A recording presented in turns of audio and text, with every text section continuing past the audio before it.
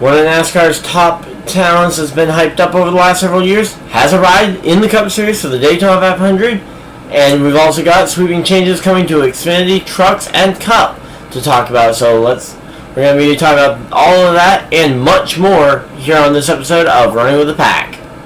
And the 3-car makes contact with the 66. They're going to be bumper to bumper, side by side, at the line. 77 wins it. The 31 wins it. Dodge Dakota is your Fire Cup Series champion. So this is actually one of the probably busiest episodes I've ever done, just because I took quite a bit of I've been just kind of inactive basically since New Year. This is actually the first episode of the new year, first proper Running with the Pack episode of the new year.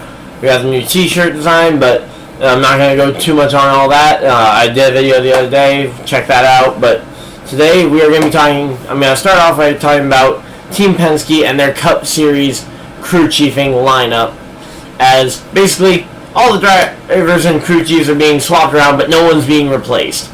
So Todd Gordon, the 2018 Cup Championship crew chief, is going to be working with Ryan Blaney. Paul Wolf, the 2012 champion, and has been working with Brad Keselowski, is going to Logano. And then Jeremy Bullings, who's been working with Ryan Blaney since his Xfinity days, is now going to be working with Brad Keselowski. And I'm just going to kind of quickly go through kind of my thoughts on how each of these guys are going to do, because we do have so much to get through in this episode, and I don't want it to be super long. I think absolutely this shows that Penske is hyper committed to Ryan Blaney for the future of their team. Joey Logano, I feel like this could elevate him a little bit. He might have a slight stutter step, but I think for the most part that's going to be the most seamless transition.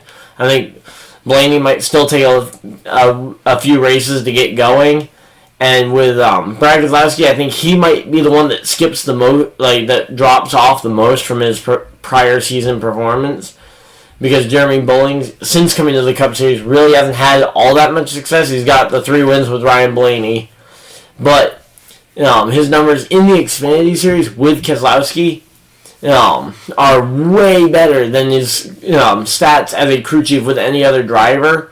So potentially there could be some driver crew chief good chemistry there that is going to help Keselowski develop Bullings into a good or even great Cup Series crew chief here in the near future. Of course, hard to predict exactly where that's all going to go, but I would say overall, all 3 are getting at least an even trade. I'd say if you really want to look at one that's not very good, of course, Keselowski, he's been there the longest, and now he's getting paired up with the least experienced and the least performing crew chief of the 3, but his stats with that crew chief are really good, and his stats overall, I'd say, are probably the best of the 3 Penske drivers over the last several years. So, yeah, I'd say that's not too much of a cause for concern, but if you are a Brad Keselowski fan, don't worry. Just because he's getting a less experienced crew chief, I don't expect much of a gap in performance. So, while IndyCar isn't necessarily the focus of this channel, never has been, probably won't be anytime super soon. I'll talk about big races for IndyCar, but for the most part, I don't talk about IndyCar unless there's something major happening in it. But there has been some speculation and some Toyota executives actually that have come out and said that Kyle Busch is permitted by at least Toyota to go and run the Indy 500 as long as he is not driving a Honda-powered race car. Because, of course, Honda and Toyota is like the Japanese version of Dodge, Ford, and Chevy. It's the same kind of battle over there, just on the Japanese side of things. But they have granted him permission, so if Kyle Busch can find a Chevrolet ride for the Indy 500, he would be permitted to run. I think I've heard Joe Gibbs. I can't find an exact quote where Joe Gibbs said it, but I think he said, I remember him saying that he'd be able to run more extracurricular races under a couple conditions. I think one of those conditions probably was getting that Cup championship, and almost definitely for Kyle to go run the Indy 500, I'd say he needs to get a race win before the month of May so that he isn't having to worry about a lack of performance in the month of May races for NASCAR. Because, of course, if his performance dips or if he has to miss a race, that's a lot more costly if he doesn't already have a win at that point. So I'd say winning early in the season for Kyle Busch, if he wants to do the Indy 500, that has got to be on the top of his list, is winning one of these first few races. Of course, Daytona 500 is still on his list, so he probably still wants that. But on top of his Rolex 24 that he's already going to be participating in. But Samantha Busch, because I know that was another thing that held him up in 2017, was that Samantha Busch told him no. But she has since been on Twitter, she has since been seen on Twitter, and I don't know where the quote is, but I know I've seen it on Twitter that she has already said that Kyle can go run the Indy 500 now. Now, I don't know how much of this was impacted by that new safety bar or whatever that they're adding, but yeah. Just figured something interesting, though, to talk about. It's Kyle Busch related and kind of a Kyle Busch fan here. So, yeah, Kyle Busch news. He could be going to the Indy 500. Teams he could probably go to. Penske, of course, would be the obvious one. They're the best Chevy team, especially best Chevy team at the Indy 500. They've won the last two, I think. They've won the last two Indy 500s. And then they've also... they prepare the most competitive race cars. I mean, they've won like 2 championships in the last 3 years. So, I mean, they are one of the best teams around. Chevrolet is likely the most powerful engine at Indianapolis, at least with the current engine package. Other Chevrolet teams, though, that have been known to enter more. He could maybe go to a third Foyt Racing, so for AJ Foyt Racing, but I believe that seat might go to Pippa Mann. But yeah, just kind of there's a few other seats around, like Carlin, as long as Kyle Busch brings M&M's money. Now Carlin struggled to qualify last year, so how much is he going to want to go there? There's the McLaren team, which could very easily expand even without Kyle Busch bringing over M&M's or some other funding. Though I think he easily could bring M&M's over and run. But I'd say the McLaren team, if he can't get a Penske deal, I'd say the McLaren deal is probably his second best option. When it comes to Ed Carpenter Racing, because they've been the second best Chevy team in recent years at the Indy 500, they just don't typically run more than 3 cars, and they've already got their 3 Indy 500 entries confirmed. So I just don't see an opening at Ed Carpenter. I really kind of like Ed Carpenter Racing, though, because I do watch a lot of IndyCar, despite not talking about it on the show. Also, if you guys would like to see me talk more IndyCar, let me know. But yeah, so looks like, though, Kyle Busch will probably end up going to Penske. He's already had a deal planned out with them before, that 2017 deal. So if he can still work out a deal with Penske for that, especially considering Penske's incentivized to try and get hype around the Indy 500 being the new owner. But yeah, so don't want to take up too much time on the video with that, but I did want to make a mention because it is very big news around one of NASCAR's biggest drivers. So yeah, let's move on though because we got a lot more topics to get through here.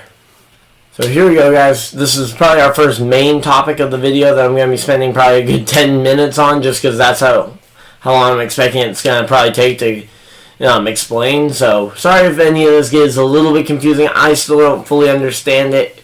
Great. I've read through NASCAR's press release about it several times. I've looked at their graphic that they put out, and when it comes down to it, I still don't necessarily know everything, but I'll try and explain it as clear and concise as I can for how complex the change is. So, for 7 select Xfinity and Truck Series races for next year, 2020, or for this year, 2020.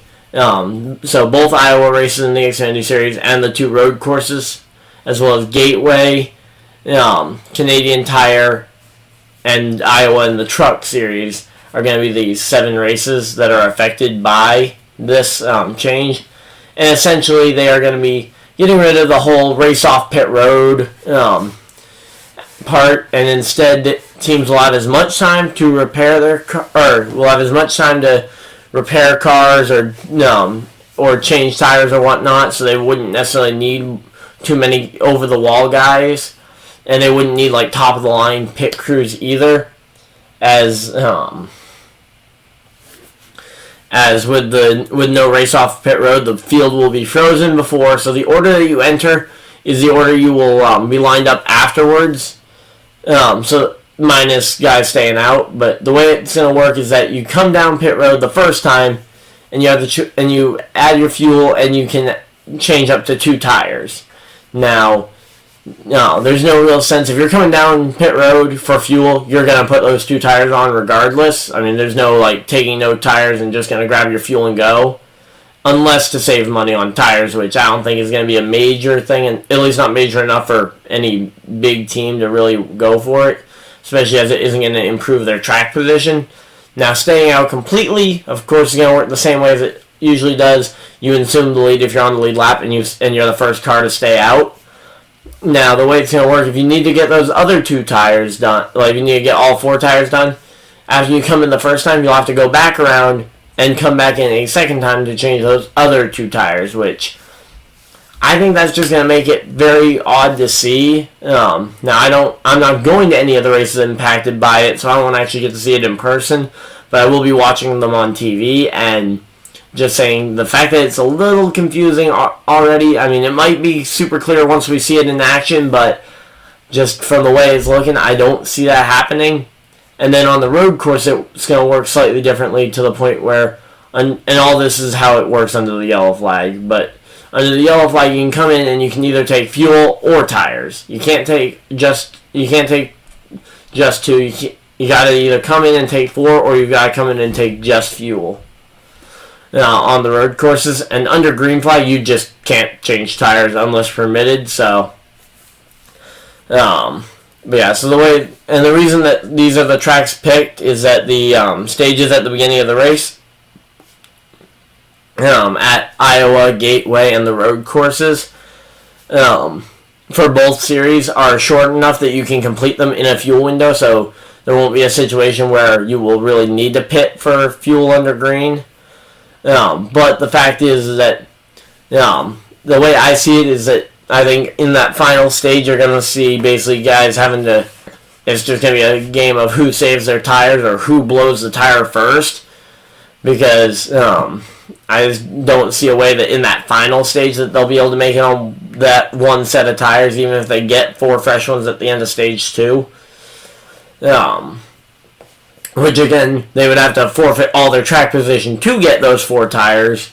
I just think that this is going to encourage either needing a higher amount of wrecks or yellow flags, or it's going to require basically teams to really overly focus on saving tire as opposed to going out there and racing is a big concern of mine with looking at the rules. Like, when it comes down to it, the teams definitely are going to be saving a bit of money for not having to bring the pit crews around, not having to change tires as often, just stay competitive with the guys up at the front. But when it comes down to it, I don't know if it's really worth it to make the racing so much more complex. As, I mean, this rate is going to make the racing so much more complex for a fan watching, especially a new fan who's just watching their first race. Don't know why they'd be watching an Xfinity race as their first race, but yeah, I think it's going to just make it way more complex for a fan watching. It's going to make more strategy options available, but I feel like it's just going to overemphasize either needing a lot of wrecks, which personally I don't think NASCAR needs a lot of wrecks to put on a good show. But yeah, so we got that, or you're going basically it's going to be just too reliant on taking care of your tires and nursing your tires to the end of the race, because I just don't see a way that you run the full final stage on tires. And I'm sure that it might be possible if you're saving it, but again, a game of saving tires is not as fun to watch as 2 guys on 4 fresh tires trying to go out there and race as hard as they can for it.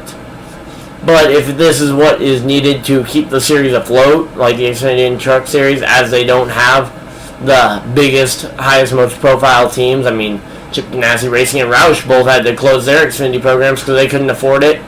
And how much longer are teams like Ryan Sieg Racing, Tommy Joe Martins? I know he's been making a lot. He's made his praise of this rule very vocal, and I'm glad that they're trying to do something. I just am wondering how much thought has been put into this ahead of time. I'm sure NASCAR's done a lot of thinking about it, but I just wonder if they tried to make it so unique that it's going to make it weird, complex, and just kind of more about a game on the pit road as opposed to the game out on the racetrack. Now, yeah, that's just kind of my thoughts on it. But all in all, I think if this is what's needed, even if it's just temporarily to keep these series afloat, I'm all for it to see the team start to be able to actually save some money. But yeah, just all in all, though, it's just going to be a weird time, and I guess that's why we're only going to see it in 7 races. 7 races isn't a big deal, and we'll get to see how it works, if it works, and of course NASCAR has also shown that they're willing to tweak stuff if it doesn't work. So I'm not all doom and gloom about it. I'm just kind of bummed that, because I like to see the race off the pit road and the speed on the pit stops. But yeah, let me know what you guys think though about that in the comments down below. But we still got a few more big topics to talk about, so we'll move right along to those. So we just talked about Xfinity and Truck Series for quite a while.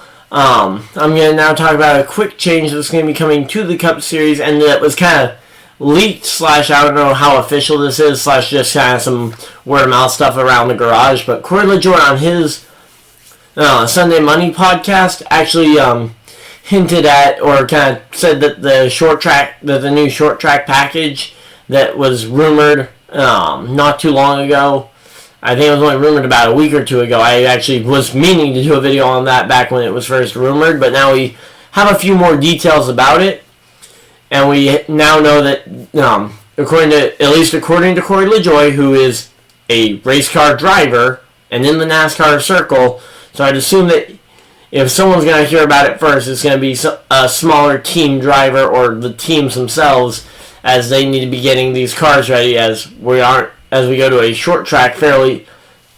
Phoenix is actually the second or third race on the schedule next year, so they're going to have a short track package ready real early.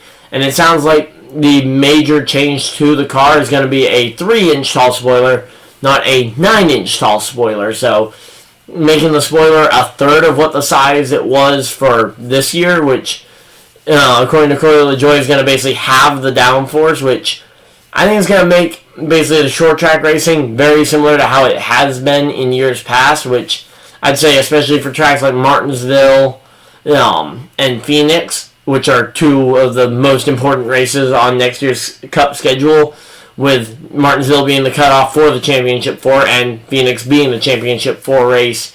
I think those are two very major races that absolutely need a good package for them, and to try and give them some of their former glory back, or giving them back some of that, is going to be really good. Now Adam Stern also hinted when he reported this a week or so ago that there would also be a change to the splitter. We have not heard any. Corey LaJoie did not comment on that, but basically the shorter rear spoiler would effectively be coming in for the road courses as well as the short track. So any track basically where the 750 horsepower race package was used this most recent year. So for example, a race I'm going to be attending, like New Hampshire, will have this shorter spoiler, but tracks like Pocono, which also didn't put on a great show, and I feel like a lot of the flatter tracks really, I think just any track without a whole lot of banking probably needs this change, so like Pocono and Indy in particular. But yeah, I'm glad to see that they're at least looking into changing it, and of course for the Gen 7 car they might shake it all up, but I think this, at least for this kind of gap year in between the Gen 7 car and what we currently know as this NASCAR generation, I think this is a great move. it's not going to completely change up. It's going to keep the mile and a halves and the super speedways like Daytona Talladega as good as they've ever been, I'd say, at least for Daytona Talladega. Intermediates, I still think, have been some of the best I've ever seen for intermediate / mile and a half racing. And I've gone back and I've seen stuff like the Charlotte All-Star race in years past where they used just the Gen 4 package on it. And to be honest, I think that the mile and a half also have been better than they probably ever have been. So I think bringing a short track package, especially as the new schedule is looking like it's going to be up in short tracks and road courses, I'd say that this kind of change, at least to experiment with it, and kind of was also hinted at by the fact that they were testing it on the next gen car at Phoenix about a week or so before the new year. Like in late December, they were testing with the short rear spoiler as well, which was kind of interesting to see. Basically, NASCAR testing a package for this year's format. But yeah, for a gap year though, glad to see that they're changing their mind. Well, that NASCAR's always wanted two packages, but glad to see that the race teams are willing to sacrifice a little bit of money because they are going to have to pay to make an extra a different car basically for Martinsville, so you can't just bring like their Texas car to Martinsville and just kind of keep it the same way. But the fact that they were already changing the spoiler heights for certain races, I didn't think that that was a major cost that was going to be that impossible to overcome. So, yeah, that's pretty good. And we also have one more thing that I wanted to talk about just real briefly. I did kind of hint at the beginning of the video, but Ross Chastain, who has probably had some of the most hype behind him, except for Chase Elliott, in recent years, basically ever since he got the Ganassi Xfinity deal. I think that was in 2018 where he got to run 3 races for Ganassi. I mean, that's really when I feel like the Ross Chastain hype train really built up. I mean, he got 5th, 1st, and 2nd in those 3 starts and was slated to get a full Ganassi Xfinity deal. But then that fell through due to DC Solar committing fraud and really kind of messed up Chastain's plans. He's since been recovering. He almost won a truck championship last year for Nice Motorsports, and he got some races in the Colleague Racing number 10, which he is now going to be driving full-time this year. So he's got a lot of deals lined up in a lot of different series and has been able to give a lot of success here in the NASCAR Cup Series, or in the NASCAR or lower series, on his way trying to find a Cup ride. And now it looks like Chip Ganassi's not done with him, and potentially even preparing for if Larson does leave, or if they can expand to a 3rd car again, maybe bring the number 40 back. But Ross Chastain will be driving the number 77 for Spire Motorsports, kind of the same deal that Jamie McMurray did last year at Daytona. For the Daytona 500 and the Charlotte 600 will both have Ross Chastain in that race, so he will have a Chip Ganassi prepared car, basically a 3rd Chip Ganassi car just under the Spire Motorsports banner. So I'm excited to see how that's going to work out. I mean, he finished 10th in a Premium Motorsports car, like in a Premium Motorsports prepared car last year, and was one of only 3 cars without damage or incident throughout the entire race. And if he's in a competitive car, he's either going to wreck the field he's going to wreck half the field like he did at Talladega in the Truck Series, or he's going to win the thing, or he's going to be a contender on the last lap to win the thing. But yeah, but that's really kind of the big news, driver-wise and silly season-wise, that we've seen recently. But yeah, so there we go. I'm just going to do a quick outro here, but thank you guys all for watching, and remember, if you guys haven't already, I currently have an ongoing entry for a giveaway of one of the Running with the Pack shirts. You can get it in either white or black. Just go back to my video from just the other day, and comment down below there, who you think is going to win the Daytona 100 if you guys haven't already entered. And if you guys have already entered, good luck in that. And I will see you guys in whatever you guys decide to do with the rest of your day. Maybe you watch another video of mine. Maybe go outside and play in some of this fresh snow that a lot of us in the country have, especially me. But That's all from me for today, and I will see you guys later. Bye!